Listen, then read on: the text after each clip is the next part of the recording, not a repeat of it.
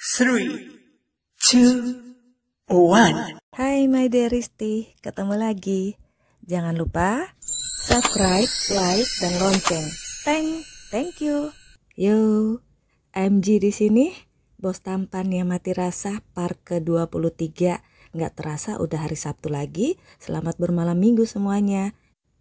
Oh ya, sebelum kita mulai, IMG itu nama yang kugunakan untuk semua karya novel, cerber, atau cerpen, termasuk juga kisahku, tidak menggunakan nama asliku. Oke, kita mulai. Jadi kau sudah menemukan gadis perawanmu itu? Tanya Clay. Dim, Dio, dan Steve langsung mengelilingi Mark. Mark mengangguk. Sialan lu bro, gua masih pusing-pusing nyari tahu. Lu udah ketemu gak ngomong-ngomong diam-diam aja? Emangnya orang-orang yang nyari-nyari itu gak dibayar apa? Clay ngomel karena kesel. Itu namanya siapa? Si gadis perawan itu, namanya siapa? Tanya Dio mengingat-ingat.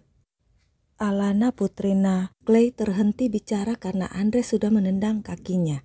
Iya, anak ibu itu namanya Alana, nak.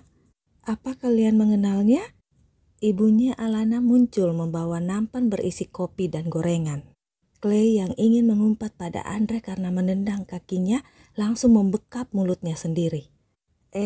Iya bu, kami mengenal Alana saat Alana masih kuliah di sini, sebelum Alana ke luar negeri, kata Andre yang langsung mengambil nampan yang ada di tangan ibunya Alana itu. Luar negeri? Gadis itu? Dio tidak bisa melanjutkan omongannya karena mulutnya sudah dibekap oleh Clay. Mar hampir tidak bisa menahan tawanya. Iya, Alana anak ibu itu dapat beasiswa kuliah di luar negeri, tapi sekarang dia sudah bekerja. Dia tidak pernah pulang, nak. Ibu kangen sekali padanya. Sudah bertahun-tahun ibu tidak melihatnya. Anak ibu itu harusnya sudah menikah, tapi dia sibuk kerja, kata ibunya Alana dengan suara yang mulai terdengar sendu lagi. Nanti bu, suatu saat nanti pasti dia akan pulang. Ibu gak usah sedih, kata Mark menepuk-nepuk pundak ibunya Alana. Ibunya Alana memeluk Mark. Steve, Clay, Dim, dan Dio jadi melongo melihatnya. Iya nak pengacara, ibu selalu berdoa untuk anak ibu itu, kata ibunya Alana. Pengacara? 4 sahabatnya itu kor mendadak. Maaf, aku jadi ngakak. Dari nulis sampai baca berkali-kali gak bisa kalau gak ngakak. Jadi udah deh, kita lanjutkan aja walaupun aku ngakak, oke? Sorry. Hey, mau kuguyur dengan kopi panas ini kalian? Kata Mark melotot pada 4 sahabatnya itu. Sementara Andre tentu saja udah ngakak dari tadi. Malamnya, 6 orang ganteng itu duduk santai dengan perut yang sangat kenyang. Karena ibunya Alana tak henti-hentinya menyuguhkan makanan untuk mereka. Bos, bisa cerita gimana lu bisa menemukan si gadis perawan itu? Tanya Clay yang masih dongkol tapi penasaran. Ceritanya panjang, tapi yang jelas itu keberuntunganku, kata Mark. Ada nada bangga dalam suaranya. Mas bro, gimana besok? Siapa yang nyerahin kunci rumah ini? Tanya Andre. Rumah ini? Emangnya ini rumah siapa? Bukan rumahmu? Tanya Dim pada Andre. Andre menggeleng dan menunjuk pada Mark dengan kerlingan matanya. Kalian berdua ini main rahasia-rahasiaan sekarang? Keluh Clay. Andre tertawa. Tapi Mas Bro masih tetap bos, ingat? Jawab Andre. Besok kita semua harus hadir sebagai wakil Alana. Kamu aja yang nyerahin kuncinya dok, perintah Mark. 4 orang lainnya melongo lagi, sangat kesel. Besok gua gak bakal datang, ngapain? Gak jelas begini, seru Dio sambil mengepulkan asap rokoknya. Sekalian keluar dari posisimu di perusahaan, banyak orang yang menunggu posisi itu, kata Mark penuh ancaman. Dio mendelik tak berkutik. Besok sorenya, 6 orang ganteng itu sudah berkumpul lagi di rumah nomor 11 itu. Rumah itu sudah rapi dan sangat indah karena terdapat beberapa rangkaian bunga. Depan pintu masuk, selain ada rangkaian bunga, ada juga pita biru.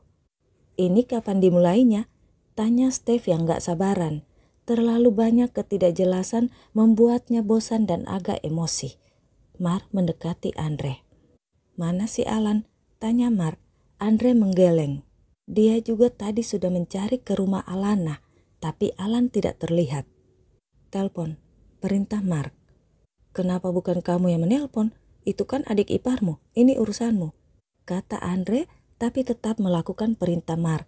Dia mengambil handphonenya dan menelpon Alan.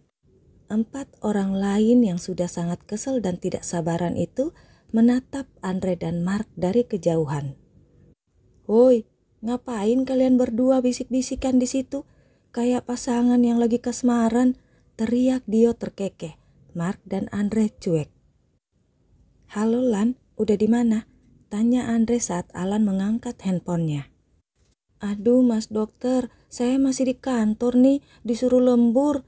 Dimulai aja mas, gak usah harus ada saya kan? Saya kan gak penting-penting amat mas. Alan berbicara dengan suara pelan. Mark yang masih bisa mendengarkan percakapan itu menjadi tidak sabaran. Mana orang yang menyuruhnya lembur, bilang aku mau bicara, kata Mark. Andre menyampaikannya pada Alan. Jangan mas, nanti saya dipecat, kata Alan. Mark emosi, lalu menelpon sendiri dari handphonenya. Mark menelpon kepala cabang tempat Alan bekerja. Tak sampai 30 menit kemudian, Alan sudah tiba di rumah itu naik ojek. Dok, apa dia nggak punya motor atau mobil? Tanya Mark berbisik pada Andre. Setauku dia punya mobil sih. Aku bertemu dengannya justru karena aku nyerempet mobilnya. Dia juga yang sering mengantarkan Alana. Tapi iya ya, belakangan ini aku tak melihat mobilnya lagi, jawab Andre. Benar, belakangan ini Andre tak melihat Alan memakai mobil, bahkan tak pernah melihat mobilnya itu di garasi rumahnya. Apa dia menjualnya? Apa keluarga Alana kesulitan uang? Pikir Andre. Aduh, maaf ya semuanya, harusnya tidak perlu menunggu saya. Saya jadi tidak enak nih, ayo diteruskan, kata Alan dengan salah tingkah. Andre membisikkan sesuatu pada Alan, lalu Alan segera ke rumahnya dan beberapa menit kemudian kembali bersama kedua orang tuanya. Kedua orang tua itu terlihat bingung. Bapak Ibu, mohon maaf selalu bikin repot. Kami ingin bersyukur atas rumah ini dan Bapak Ibu sebagai orang tua di sini. Jadi kami mohon berkenan supaya Bapak dan Ibu yang membuka pintu rumah ini dengan menggunting pita dan membuka pintunya, kata Andre. Aduh nak, kok kami? Protes ibunya Alana. Seperti tadi yang sudah saya katakan Bu, Bapak Ibu adalah orang tua kami di sini sebagai rasa hormat kami dan rasa terima kasih kami.